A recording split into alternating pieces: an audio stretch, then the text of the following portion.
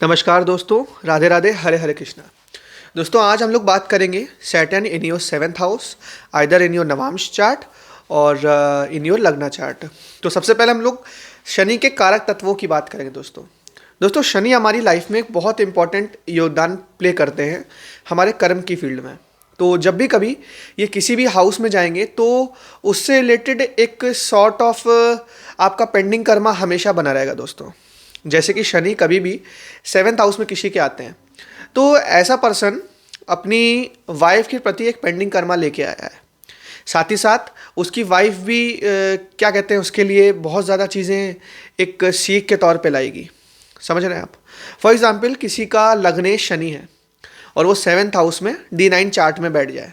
किसी की मकर लग्न की कुंडली है और वो नवांश में सेवन्थ हाउस में बैठा हुआ है, तो ये चीज़ शो करता है कि उसका जो स्पाउस होगा वो कहीं ना कहीं बहुत ज़्यादा सीरियस होगा, बहुत ज़्यादा काम के प्रति सीरियस होगा, या उससे शादी करने के बाद उसकी जॉब लग सकती है या किसी कार्यस्थल में उसकी नौकरी लग सकती है दोस्तों। और जब भी कभी मान लीजिए किसी का शनि आत्मा कारक है और सेवन्थ हाउस में प्लेस्ड है, तो कहीं ना कहीं उसका जो स्पाउस है वो उसका पिछले जन्म का साथी भी हो सकता है दोस्तों। कहीं ना कहीं शनि हमारे पिछले जन्म के प्रारब्धों को इस जन्म में जोड़ते हैं। ये चीज़ आपको अपने माइंड में बैठा लेनी है, ठीक है। और दो तीन चीज़ें यहाँ पर रेमेडी के रूप में भी होती हैं। मान लीजिए शनि सेवन्थ हाउस में बैठते हैं तो इंसान की मैरिज को डिले भी करवाते हैं, इंसान को काफ़ी ज़्यादा ऑप्टिमिस्टिक भी बनाते हैं लाइफ में, इंसान को काफ़ी ज़्यादा सीरियस बनाते हैं। वो खुद सीरियस होगा और उसकी जितनी भी गर्लफ्रेंड्स उसकी लाइफ में मिलेंगी या फिर जितने रिश्ते भी तय होंगे वो सारी क्या कहते हैं लड़कियां या फिर वो सारे लड़के उसकी लाइफ में बहुत ज़्यादा सीरियस होंगे। ऐसे लोग रिलेशनशिप में बहुत ज़्यादा सीरियस होते हैं, रिलेशनशिप को लेके बहुत ज़्यादा सीरियस होते हैं और they may be very curious about to know about their partner. ऐसी आप लड़कियां देखोगे कि अपने पार्टनर के विषय में सब कुछ जानेंगी, उनकी हिस्ट्री क्या कहते हैं उनकी हिस्ट्री जानेंगी कि पहले उनके कितनी गर्लफ्रेंड हो चुकी हैं, या फिर अगर कोई लड़का है तो अपनी जीएफ के बारे में ये सारी चीज़ें जानने की कोशिश करेगा। तो जब भी कभी ये सिचुएशन बनती है, ये नेगेटिव भी हो सकती है, पॉजिटिव भी हो सकती है। मान लीजिए यहाँ पे शनि बैठ के राहु के नक्षत्र में बैठ गया।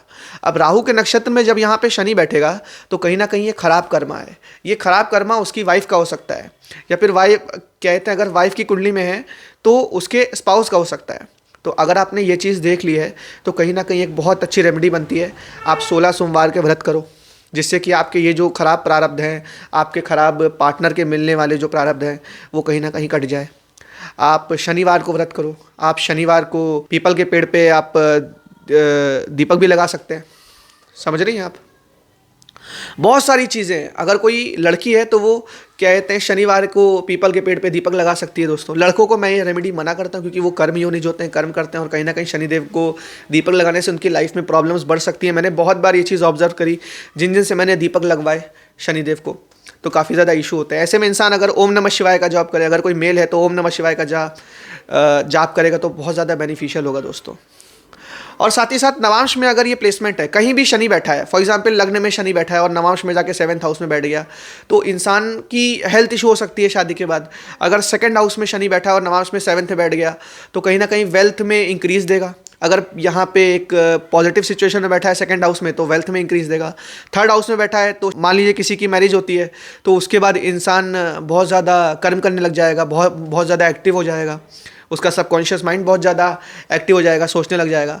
मान लीजिए किसी का फोर्थ हाउस में शनि है और नवांश में जाके सेवन्थ हाउस में बैठ जाए तो ऐसा इंसान बहुत ज़्यादा मतलब कहीं ना कहीं अपनी माता और अपनी वाइफ के बीच में बैलेंस बनाने में काफ़ी ज़्यादा प्रॉब्लम फेस करेगा और कहीं ना कहीं उसको सुकून अपनी वाइफ से बात करने में या वाइफ के साथ घूमने टहलने से मिलेगा। क्योंकि हमारा फोर्थ हाउस किसका है? कंफर्ट का है, सुकून का है।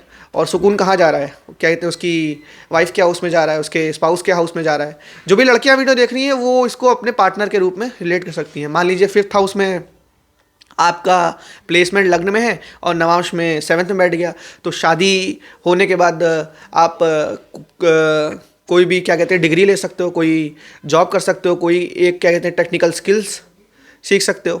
मान लीजिए आपका 6th में शनि और 7th में चला गया तो अपने से सेकंड हो गया, ये लाभ हो गया दोस्तों, आपका शत्रुहंता योग अपने आप बन जाएगा यहाँ पे। लेकिन एक यहाँ पे प्रॉब्लम है, मान लीजिए शनि 6th का स्वामी बना हुआ है, वो 7th में बैठ रहा है, तो ये एक खराब योग भी हो सकता है। अगर मान लीजिए ये राहु से दृष्ट है तो ये बहुत खराब एक कॉम्बिनेशन है। इसमें दोस्तों बहुत ज़्यादा क्या कहते हैं, मैंने ये ऑब्ज़र्व किया है कि लोगों का तलाक होता है ना, बहुत ज़्यादा क्या कहते हैं प्रॉब्लम फेस करनी पड़ती है। वाइफ बीमार भी पड़ सकती है या फिर हस्बैंड बीमार पड़ सकता है, कोई ख़राब लत में पड़ सकता है शादी के बाद। और 7th का ही स्वामी मान लीजिए नवांश में जाके 7th में बैठ जाए, ये बहुत अच्छी सिचुएशन है दोस्तों।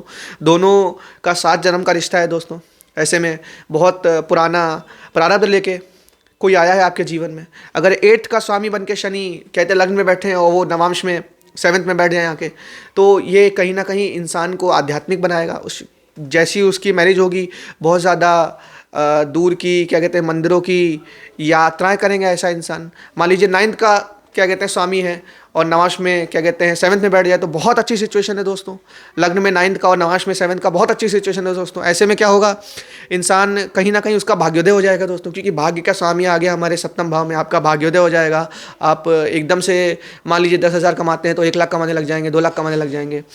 मान लीजिए क्या कहते हैं 10th का स्वामी है शनि और आपके 7th में आ गया, तो कार्यस्थल में बहुत वृद्धि होगी दोस्तों, सरकार से बहुत लाभ होगा। यहाँ पे शनि को आपको ये देखना है कि पॉजिटिव है कि नेगेटिव है। पॉजिटिव नेगेटिव कैसे देखते हैं, मान लीजिए शनि को देख लीजिए, कहीं राहु के नक्षत्र में तो नहीं है, कहीं किसी खराब नक्षत्र में तो नहीं है, समझ रहे हैं आप। अगर आप ये चीज़ें नहीं देख सकते हैं तो यहाँ पे ऊपर मेरा नंबर चल रहा है, इस पर आप कॉल कर सकते हैं और क्या कहते हैं पूछ सकते हैं अपनी कुंडली के बारे में, ठीक है। उसके बाद मान लीजिए 11th में आपका शनि बैठा है और 7th में बैठ जाए आके, तो ये लाभ करेगा आपका, है ना, आपकी इनकम में लाभ करेगा, आपकी जो आपकी कामनाएं हैं जीवन में, जो आप प्राप्त करना चाहते हैं उसमें लाभ करेगा दोस्तों। मान लीजिए शनि आपका लग्न में 12th में बैठा है और यहाँ पे शादी के बाद क्या कहते हैं 7th में आ जाए, तो आपका जो पार्टनर होगा वो आध्यात्मिक सेंस में आपकी बहुत मदद करेगा। आपका पार्टनर आपको दानी बनाएगा, आपका पार्टनर आपको त्यागी बनाएगा। जब आप दान करोगे, त्याग करोगे, तो क्या कहते हैं आपका ये जन्म आखिरी जन्म भी हो सकता है दोस्तों, क्योंकि कहीं ना कहीं 12th हाउस हमारे लास्ट जन्म का है, मोक्ष का भी है। तो शनि बहुत इंपॉर्टेंट है दोस्तों कुंडली में जानना, लेकिन साथ ही साथ किस नक्षत्र में है, किसकी दृष्टि के अंदर है, ये चीज़ जानना बहुत ज़रूरी है दोस्तों। तो कैसा लगा वीडियो नीचे कमेंट करिएगा, वीडियो को लाइक करिएगा, शेयर करिएगा, सब्सक्राइब करिएगा। और अगर आप अपनी कुंडली का एनालिसिस कराना चाहते हैं तो आप इस नंबर पे कांटेक्ट कर सकते हैं। राधे राधे, हरे हरे कृष्णा दोस्तों।